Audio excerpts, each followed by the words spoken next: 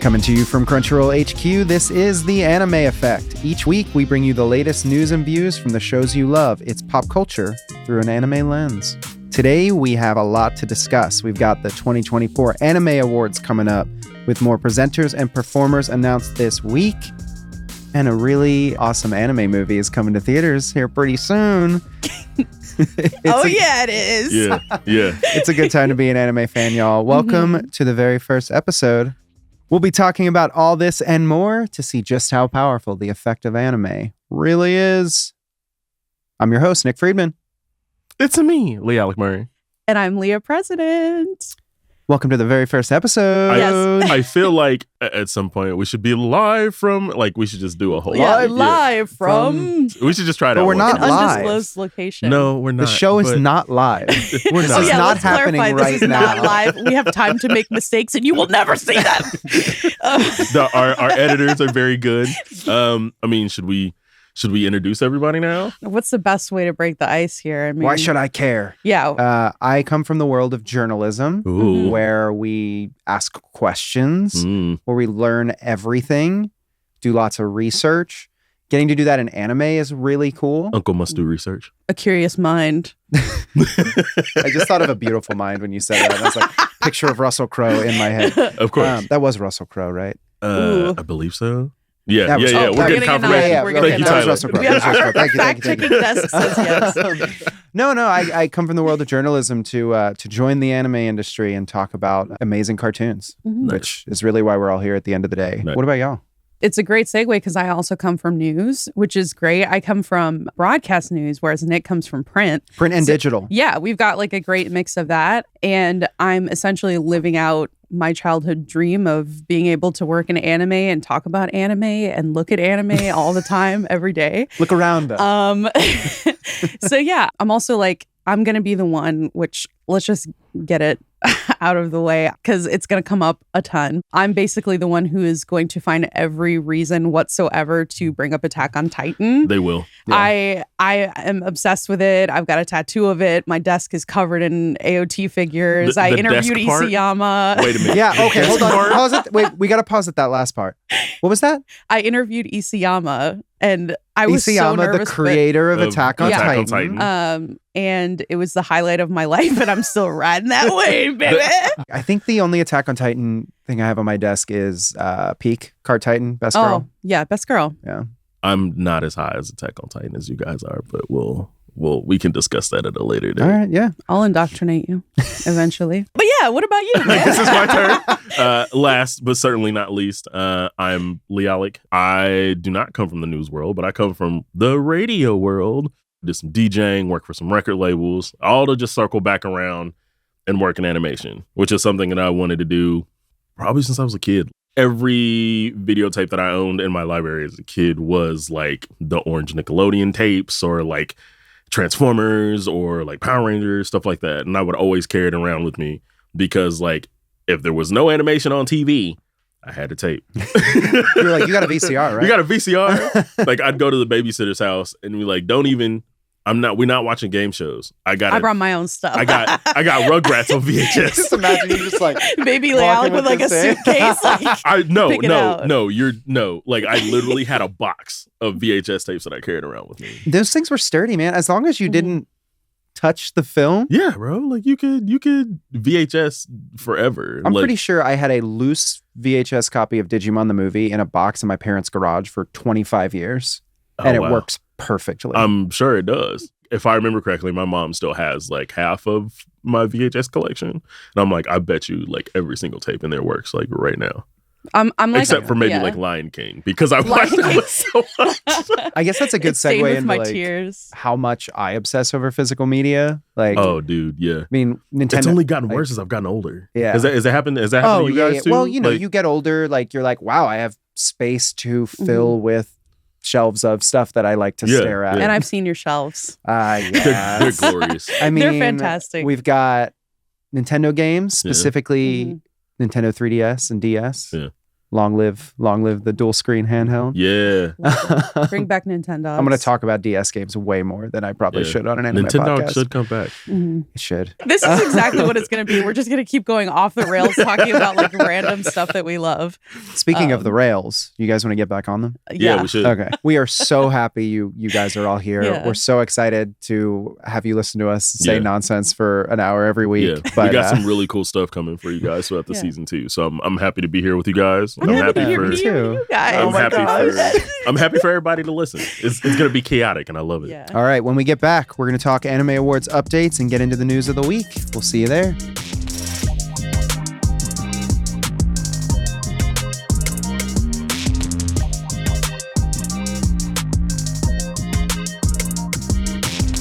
Welcome back, everybody. Now that you've gotten to know all of us and our various idiosyncrasies, not yet. Stares at me. We're not. Actually, you're going to find out more in a bit. But now what we're going to do is we're going to crack into some news. First, we're going to start with some anime awards updates. Then we're going to get into some gaming news.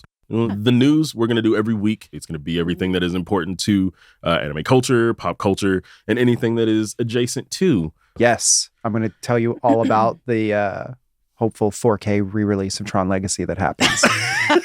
I'm right there with you. Oh, wait, is it an anime podcast? Dang, I thought you have to let it go, Nick.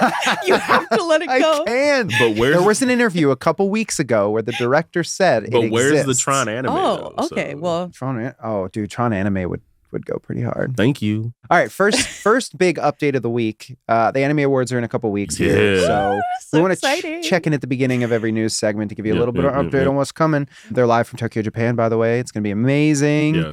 They just announced some new performers and presenters joining the live show for March 2nd. Any guesses on who might be showing up? Actually, no, man. I don't have any, Not one. Not one guess. Not one. Dallas Cowboy DeMarcus Lawrence will be there. Ooh, representation. Wrestler Mercedes Vernado. Oh, man. Sasha Banks.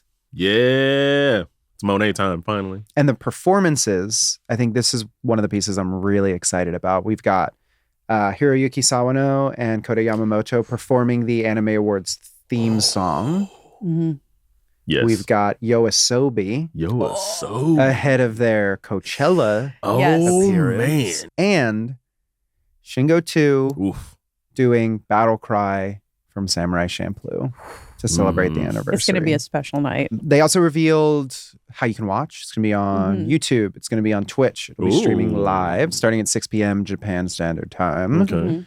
And it's going to be great. I'm pretty excited. So stay tuned for more updates as we head toward the show and even more afterwards. Yeah, we'll talk about this later, but the award show is stacked this year. Oh, yeah. It's so incredibly stacked this year. It's going to be a fierce competition. Yeah. And we were talking about this before, but like, I think for Anime of the Year, any of the noms could take it. Yeah. I would believe any it's of them could take it. None of it is clear cut, at all. Like none of the categories, which is insane to me. I'm super amped. I can't wait.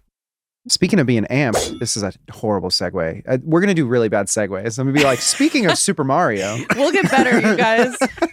Nintendo just revealed the best-selling Mario video game of all time, Mario Kart 8 Deluxe. Mario Kart 8 first came out on the Wii U. It's been running for like a decade. Then it came out again on the Switch as Deluxe. And then they added like 3 Mario Kart games worth of content to it on the Switch. Which is crazy. Yeah.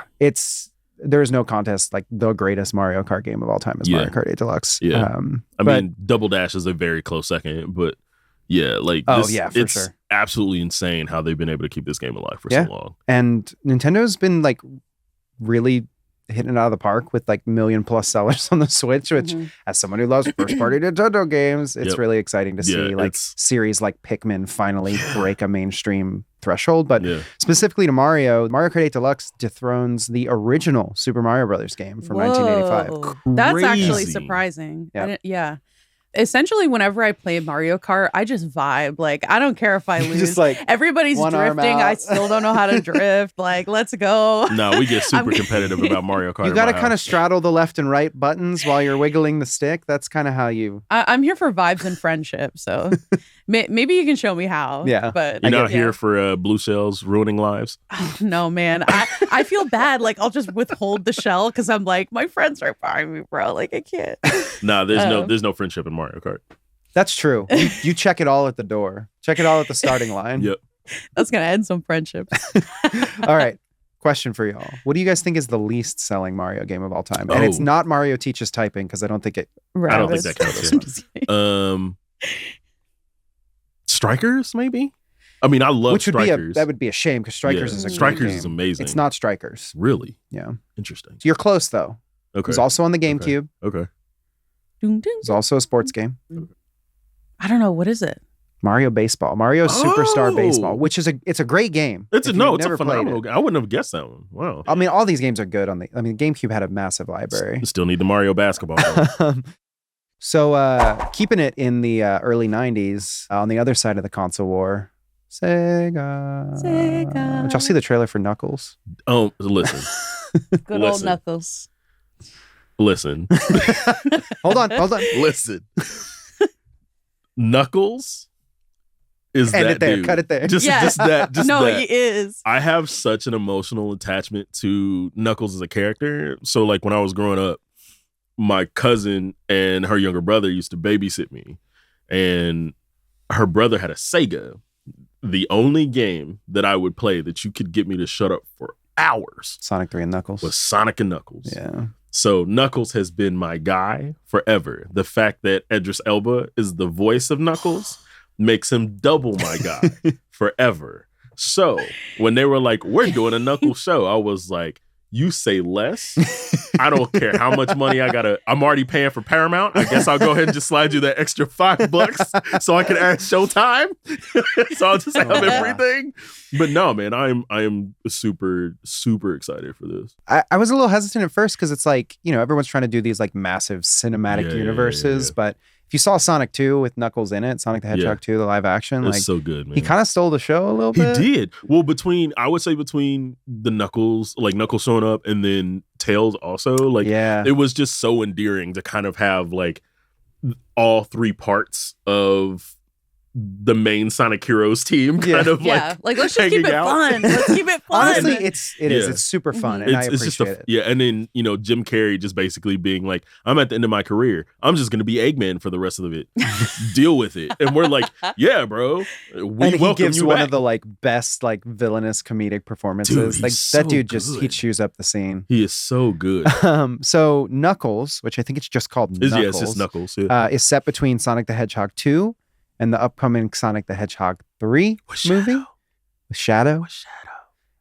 And it hits April 26th on Paramount. So I mean, I'm definitely gonna be watching it. I think it's like 6 episodes. So yeah, it's gonna be a mini. I think they said they're gonna do another mini. Like it's an OVA. This. It's an OVA. Yeah. It's the Sonic OVA. No, not that Sonic OVA. The other OVA. One. You guys like seeing anime on the big screen? I love seeing anime. Of course I do. Of so course I do. This week was like packed with news about anime coming to the big screen. We had Demon Slayer. The Demon Slayer World Tour kicked off. Yep. We had. You see, Channing Tatum went to the New York. Yes, dude, him and his daughter. I totally saw I want to get him on the yes. show. I really want to get him on the show. I did not know that he was an anime, or I guess maybe his daughter. I think he is too. I think he might be. Wasn't he wearing like a Tanjiro? He was wearing like a Tanjiro. Yeah, I would believe it. Yeah. So the Demon Slayer World Tour kicked off. Tatsuki Fujimoto's, who created Chainsaw Man, his manga Look Back, which is tonally completely different than Chainsaw Man. Right. It's very good. Is getting adapted into a movie. So that's exciting. Yeah. But Spy Family, Code White, which is I'm excited. An original story in the Spy Family world where the Forgers are going on a vacation on a train. Family vacay. It's going to be adorable. It's going to be so cute. I'm part of the contingent that loves when like the mangakas come back and be like, okay, I want to expand on the story. Yeah. But I'm not going to give you any like physical material for it. I love an original movie. You'll just have to go see it. Yeah. Like, I think it's great because just in general, the title is such an endearing title and it's so fun. Yeah. So for those who are listening or watching and don't know Spy Family, yet, first of all, get on it. But give me a quick breakdown of what to expect. What is Spy Family about? It's the best, like funniest setup dynamic that like I've seen in a long time. It's a spy, an assassin, and a telepath who they're all hiding their identities from each other, and each has like an ulterior motive for like why they're a part of this family that they've kind of put together. Anya wants just to like have a family. Like Anya's the telepath. Yeah, Anya's the telepath. The child, the so daughter. Cute. She's so adorable. And she knows the secrets of She knows both. everybody's secrets. And she spy. knows, because she can read everyone's minds. So it's just so cute. The dynamic and the setup it's adorable. Everyone who I've ever shown it to instantly loves it. It's a new classic. I think it's also funny that there's Anya, who's the telepath, but then she has the dog Bond. Yes, see the future. The dog is like, he has future sight. Hopefully this isn't a spoiler. I feel like it's pretty early in season one, I feel like. It's been out for a while. Just watch it. If you're looking so for good. something that's like comedic, but like still has stakes and is also just super endearing. It has heart. And I'm really excited to see The Forgers on the big screen. I will be seated. Well, we should go see that together. We should. I'm sat. I am sat. So, Dragon Ball Z, Reese's Puffs. Reese's Puffs, peanut butter chocolate flavor. I haven't thought about that song in at least a decade. That's amazing. Thank you. Well, if you're browsing the grocery aisle and get some Reese's Puffs after hearing the beautiful rendition of the song. It's funny, I actually just did like 3 days ago. Oh, okay. Did you see Dragon Ball Z? Dragon Ball Z is collaborating with Reese's Puffs. I didn't see the box though. I'm kind of if you flip it I'm around, all of them, like if you collect all the boxes, they make like one big image. They have all the like just a wraparound cover. Yeah. That's legit. It's like kind of the main Z fighters. So Goku, Vegeta, Piccolo, Trunks, and then Cell, Frieza, and Boo. Yeah. And it's just like I said, I love physical media. Like I can imagine myself just having like a wall with just like people that collect Reese's Puffs Wheaties. boxes. Yeah. I still have the Super Mario Amiibo cereal from like 8 years ago or whenever that happened. Yeah, that was a quick taste test. Unopened though. Yeah, Taste no, test. absolutely not. I mean, they're probably fine. Nah, they're bro, already dried out. They probably taste like stale cardboard, dog. Don't do it. Don't please don't do it. But it's an amiibo. I have to have it. All right, what's your favorite cereal? Oh, like dessert for breakfast. Which is what cereal is. Danish.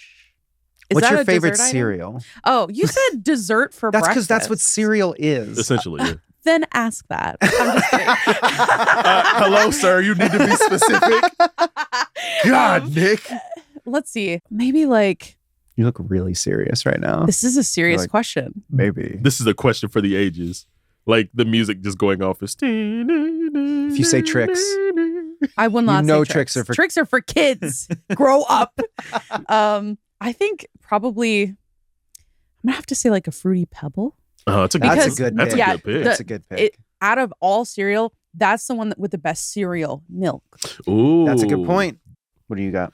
Oh man, 1A and 1B for me is gonna be Cocoa Puffs or Reese's Puffs. Like when you talk cereal milk, like nothing beats like Cocoa Puff cereal milk. Yeah, let's go into the milk. See, I will give you any like Cocoa Blank cereals, like Cocoa Pebbles. I will eat. But for me, if you go like one step deeper to the Reese's Puffs, to the Oreos, to the zebra cake cereal, I'm like, that's not cereal anymore. Yeah, you have made Hostess did like a whole like but it's like once you cross that line, you have made gross dessert milk. For me, I got to go with Alphabets. Oh man, that cereal doesn't even exist anymore. Dog. Alphabets. You're actually onto something. Yeah. That cereal's been discontinued for like 20 years. Okay, dog. Like, and you were just like, "Nah, I'm gonna dig this up." The Alphabets are lying in their grave, and I'm like, Come on. we got work to do. But Dragon Yeah. Ball Z Reese's Puffs coming to store shelves near you. Yeah. If you're like me, Dragon Ball was probably one of the first anime you've ever watched, which I'm sure I'm not alone in. But coming up on our main story, we're going to share our anime origin stories. Some of mine are pretty universal in the monster collecting craze. But Leah, your introduction to anime was a little more intense. I can't wait for everyone to hear about it. We will be right back with that.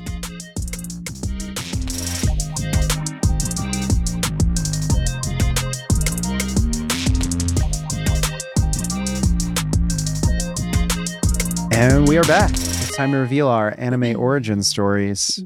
I mentioned before the break that my introduction to anime is a little universal. I don't want to say I'm not unique. I feel special sometimes. You're one of one, Like, Nick. Thanks. I'm a Chase variant. He's the holographic that you hope is in the back of your card pack. But I definitely came up during the time of the monster collecting craze. Obviously, Pokemon is the big one. Yep. Digimon, which I love the Digimon anime in a way that I don't love any of the other monster collecting anime. Like, I watch the Digimon anime again like every 3 years, like the first 3 seasons, and they hold up. Are you excited? It's the 25th anniversary of Digimon. I know. I'm trying not to think about the number because I don't want to feel like I'm 175 years old. Oh, dude, between that and Pokemon, we're just old. So, you know. But also Monster Rancher. Yeah. Oh, man. Trying to get the CDs to get the monsters. Yep. Oh. Yep. Hamtaro. Any Hamtaro fans? The hams. Little hamster, if big we work adventure. together, it's much better. Hamtaro, all your dreams will come true. Bought a Hamtaro DVD not that long ago. Anyway, Cubics, Robots for Everyone. I love Cubics, bro. I always have to never I leave always me. have to check to make sure Cubics is on my anime list, that it's trackable, because in my head I'm like, nah, this was some like Fever dream. Yeah, but it's there. Yeah, it's there. around. Yeah, it's there. Metabots. You Metabots? Yeah, love Metabots, Metabots, bro. It's so good. And then of course, Dragon Ball Z was very important to my childhood. I drew a stupid amount of OCs that if you guys bully me enough, I may show on the show sometime. And also, like, do y'all remember when Shonen Jump print was publishing in English? Yes. And it was monthly. It was so good. Yeah. It was monthly Shonen Jump here. But I remember actually going to like the comic shop or the bookstore and actually getting monthly Shonen when it was here. It was so good, dude. I'd love I to used find to some just copies of it. save it, and there were like just big stacks of it in my room, and they were my treasures, bro. Yeah. Because like it's what you can afford to get your anime hit when you're like a 'Cause it was kid with like, I didn't even get an allowance. 'Cause it was Like I so was like cheap doing here. chores and Yeah. stuff. Like, yeah. I will share one anecdote of my childhood self, which was there was a very quickly defunct live stage production of Pokemon called Pokemon Live. Yep. Yep. Did not last long at all.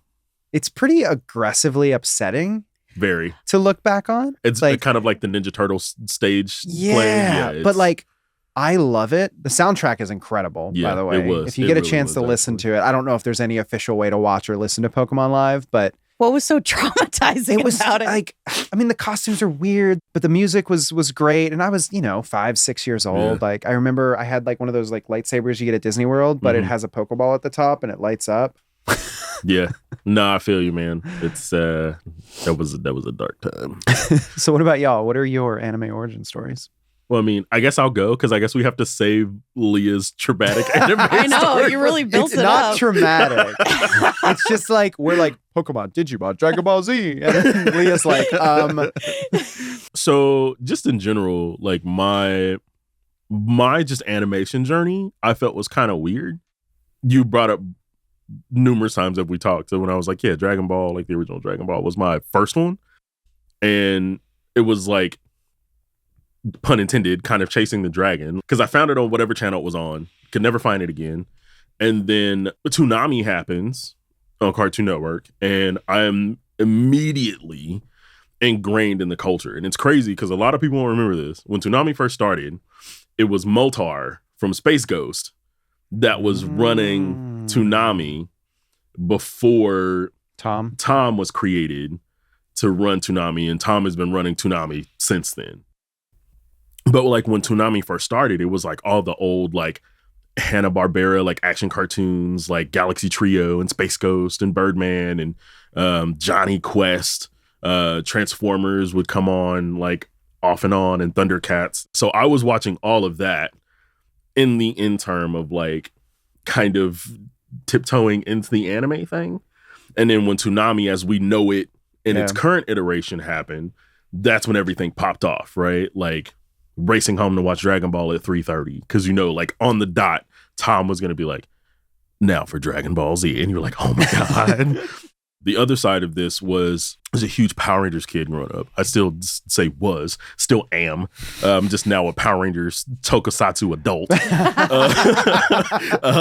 But like just the fact of like just the live Japanese production being remade for the American audience was something that was so intriguing to me.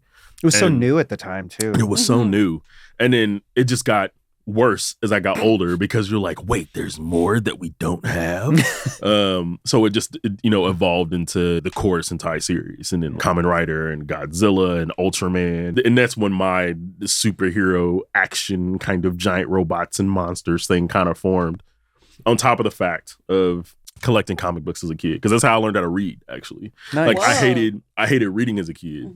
And my dad was like, look, as long as the kid is reading, it doesn't matter. So he like went and got me some comic books, which I still have to this day.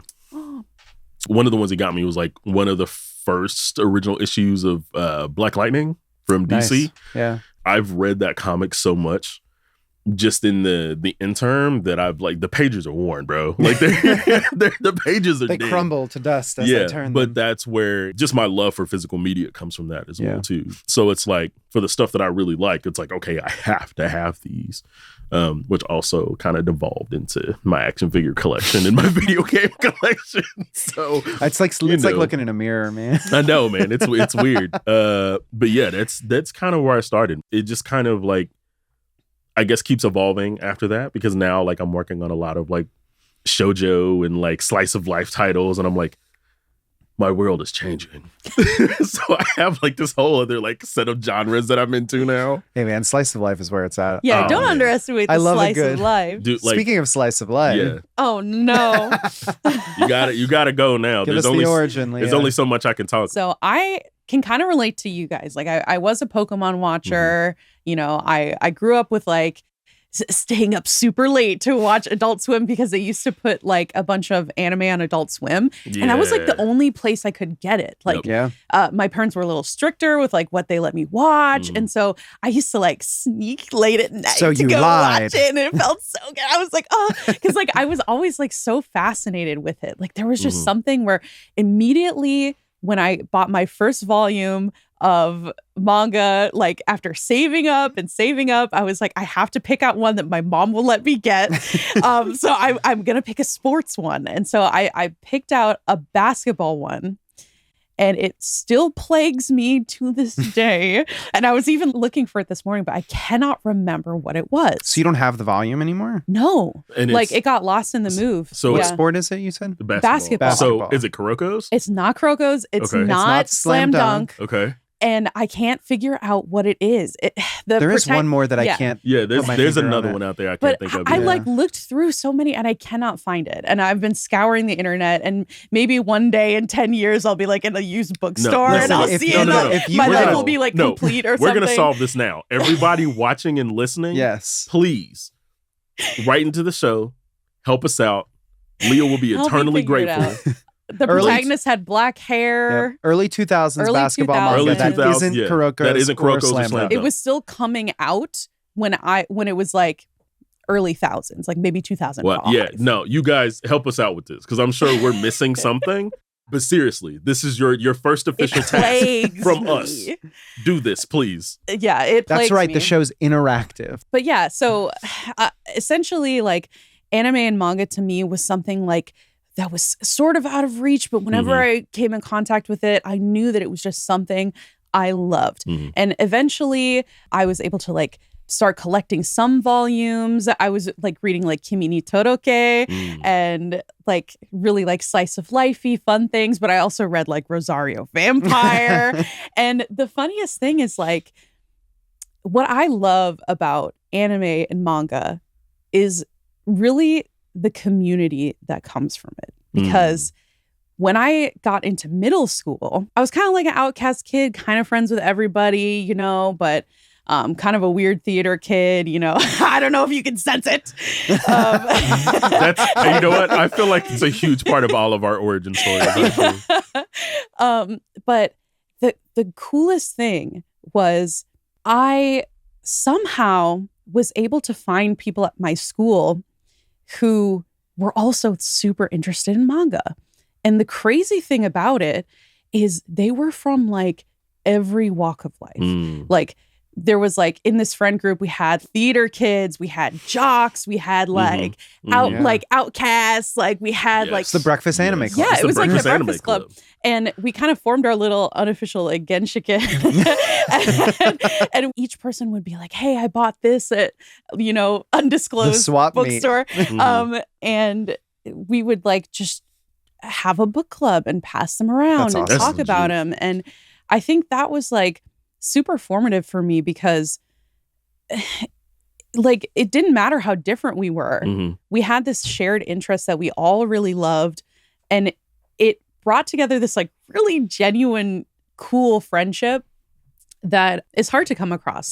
I was going to say like, one, I wish we were friends in school because I feel like my journey with anime growing up was really singular. Like it was like I didn't have like a club at school or my friends weren't really into it. So it was kind of an experience I had by myself. And so like getting older and joining the anime industry obviously has made me realize like how incredible that community is and how much I wish that I had that more when I was younger. The sad part is, and it's so bittersweet, but like eventually that group kind of faded apart and I don't know, I feel like I kind of got bullied out of anime and manga for a little bit. And then I kind of decided at a point where I'm just going to like love what I love. Yeah. Like I'm going to be the weird kid that just wants to talk about anime and manga all the time. And I think that was like a cool lesson that I had to learn. I think I had a mixture of you guys' two experiences because like for me, like it felt very singular, like as I was, growing up. But then like when I got to my latter middle school years, my friend Dom, who we still talk like now, we would, when I say racing home, like to go watch Dragon Ball at 3:30, so the bus stop was right in front of his house. So he would be like, bro, I'm gonna go drop my stuff in the house. I'm gonna run to your house and I'll be there before the OP ends. Like clockwork. I turn on the TV. 5 seconds later, he rings the doorbell. He's like, I'm here. And this was an everyday thing. And then when I got to high school, I don't know how it happened. It just kind of happened organically. Everybody would just be crowding around my locker, like all of the underground like anime kids, like the jocks, the nerds, the outsiders, whoever. Yeah. Because we all kind of had our lockers next to each other. And we were just like, oh, y'all see Dragon Ball Z here, blah, blah, blah, blah. And then we just break. And then you would like, throughout the school day, you'd be like, I don't know who that is. It's so crazy, isn't it? Like we're all friends because we all like, we have a shared interest. Yeah. Like, it's so we were weird. so close back then to all being happy. To world peace. Right. And then the Fire Nation attacked. Yeah. Well, thanks for sharing, everybody. That was great. I think it's really cool to just learn how you got here. Yeah.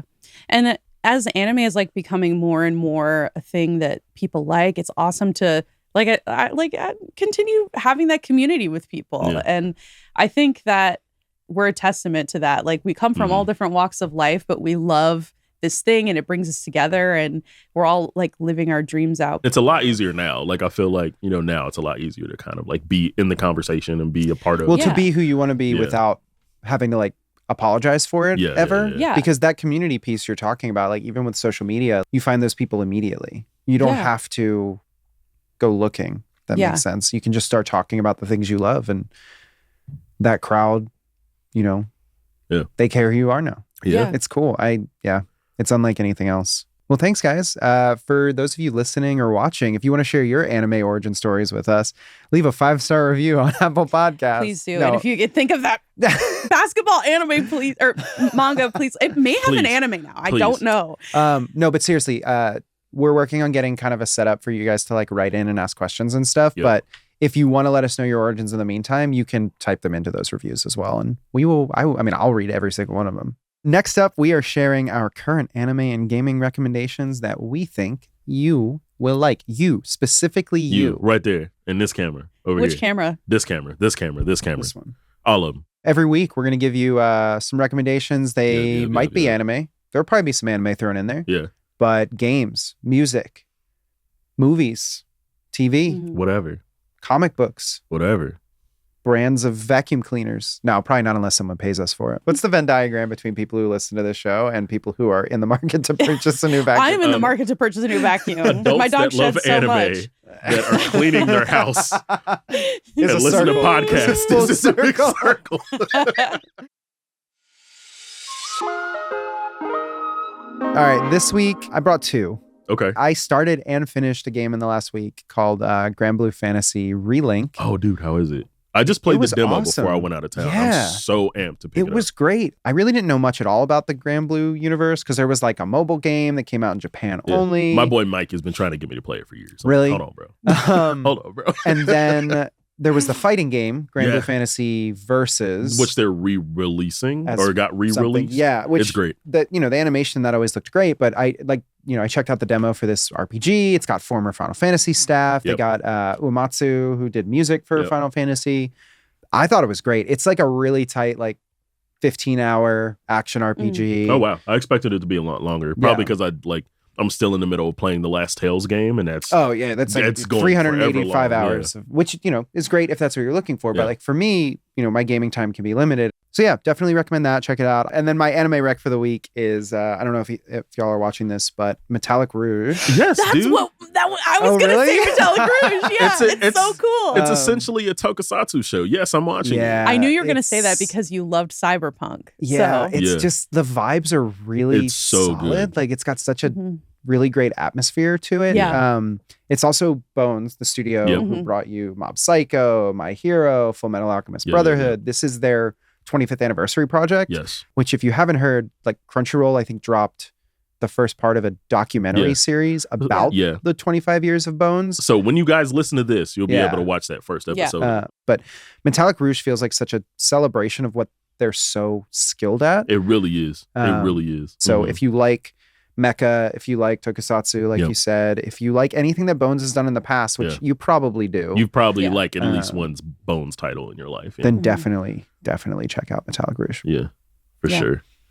It reminds me a lot of that game Dex. Did you ever play that game Dex? It's kind of like a super futuristic, blue-haired it was on main PlayStation, character. right? Yeah, but I played it on Switch recently. I flipped it. Did you guys used to say that? I flipped it, when you finish a game? Did console game? You didn't say flipped it? No. Okay. If you said flipped it, go ahead and leave a 5-star review on the Apple Podcast and say if you flipped it or not. But my recommendations, I am currently, and I have been for a little bit, playing through the entirety of Ace Attorney, every single game. Oh, wow. So even which one are you on? I guess the newer ones? The thing is, I think I'm on the third game right now because of the original trilogy. Yes. Okay. So because the arc with when they went to the medium village, it took forever. Oh, that arc took forever. So that's always going to be in the background. I'm going to be playing it for the next couple weeks. Nice. Okay. There's 80 games. Yeah, so you're there's good to go. There's a ton. Yeah. But as far as anime, Nick stole mine. I was going to say Metallic Rouge. No, I you think can bring it's it up. so cool. It's a good title. Yeah. that first battle. The very first one. Yeah. Now, let me tell you, because this will probably just be my anime rec too, and I don't even have the one this week. The music in this show is absolutely incredible. So my two for this week. So video game wise, the last month or so, I've been so locked in on Marvel Snap, and I have no idea why. This current season is the Black Order. Yeah. And it's one of my favorite contingent of Marvel villains. It's Thanos and all of his cronies. Yeah, and they're if you've all seen equally Infinity War crazy. and Endgame, it's his cabal. Yeah. And it's crazy because Thanos, even though he is the big bad, all the rest of them are equally big bad in their scary, own right. bro. They're all His equally chin is scary. Proxima Midnight. Yeah, man. Scary. But it's been so fun. And in my other rec for the week, super old school, and I always go back and watch the show. And I'm like, man, I don't really have anything to watch. I'm going to go back and watch it. The Disney animated show Gargoyles is one of my absolute favorite pieces of animated anything on this planet. It's an absolute, like, You just unlocked something in my brain. you want some Shakespeare, you got it. Are you a fan of Star Trek Next Generation? We got some of that in there for you too, because half of that cast from Next Generation is in Gargoyles. But then it tells a really good story about like revenge and redemption and forgiveness. And like, as a kid, you're watching this and it's like, oh man, these are just guys that fly around and beat up people. But then you grow up and you watch it and the perspective is so different from just like the main character, like Goliath, just the Shakespearean trauma that he goes through. Like being like yoinked out of his time period and being put into modern New York City at the time. Isekai. Basically, yeah. Basically, it is an isekai. Do we have an isekai button? Like when something's isekai. This is isekai. Isekai. But yeah, that show is definitely worth a watch. Well, I've never seen all of it, so I'm going to go back and watch it. Thanks for the recs this week, guys. If you at home check out one of our recs, let us know what you think. Please. I want to, seriously, if you guys have never seen Gargoyles and you start watching it, I really want to know what you guys think. Seriously. All right. Tune in next week for the Gargoyles episode. Right. Once we all go home and watch it. Episode 2, the Gargoyles effect. Right. No, but seriously, if you guys like some of the stuff that we're saying and you want to hear more of it, just let us know. We'd love to hear from you. And we did actually get some fan questions this week. Is this our first fan question? On Instagram. Let's get into those now. I'm going to head over to the mailbag, y'all.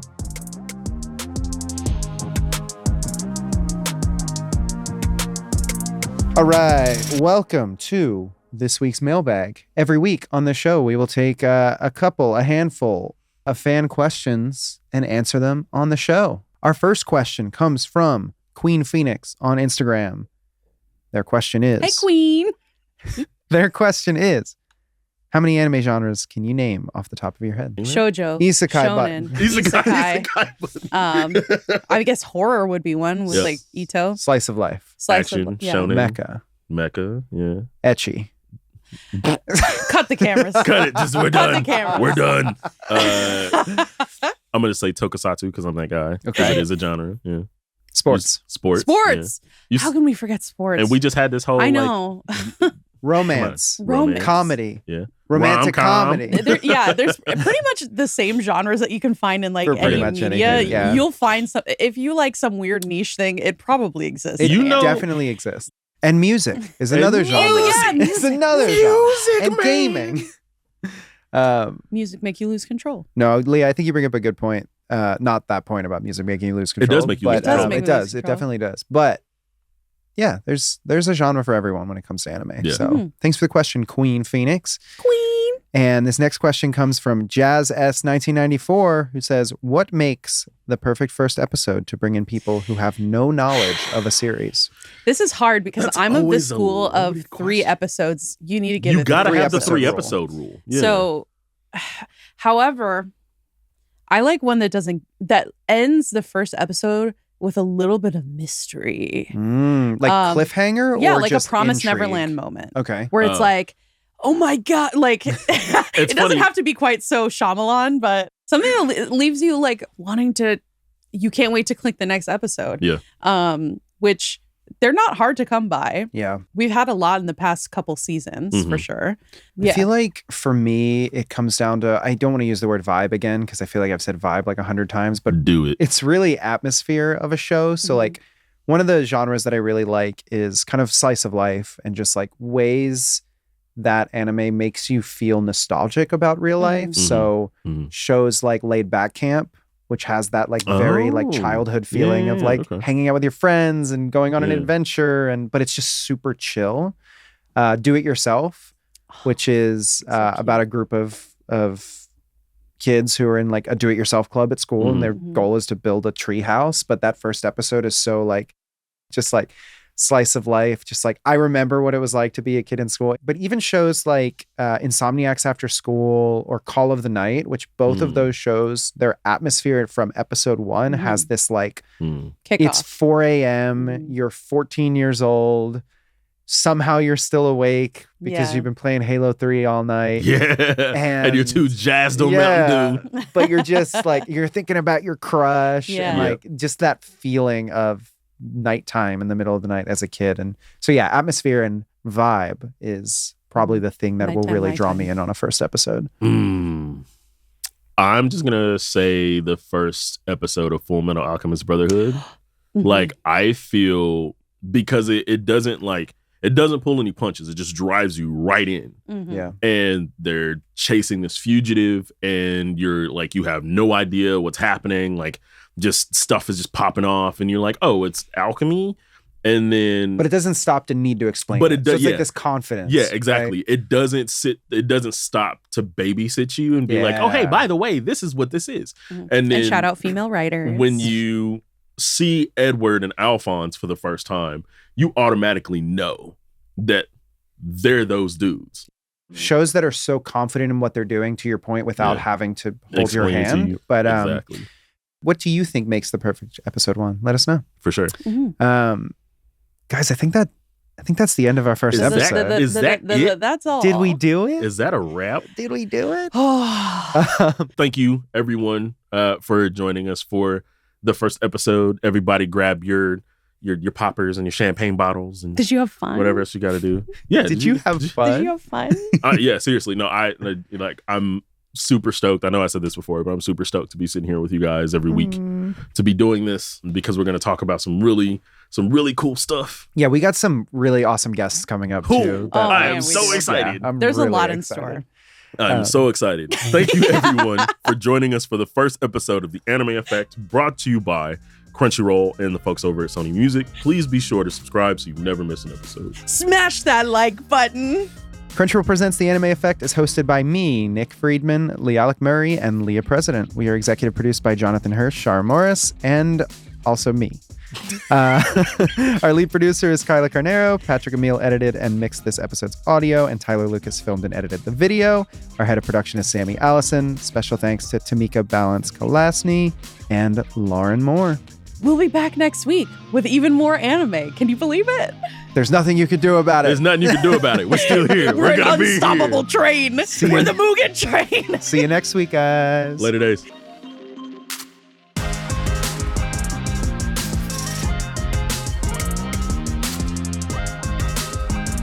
Just to see how powerful the effect on it. Whoa! He did the thing. You He were did the this thing. close. You were this close.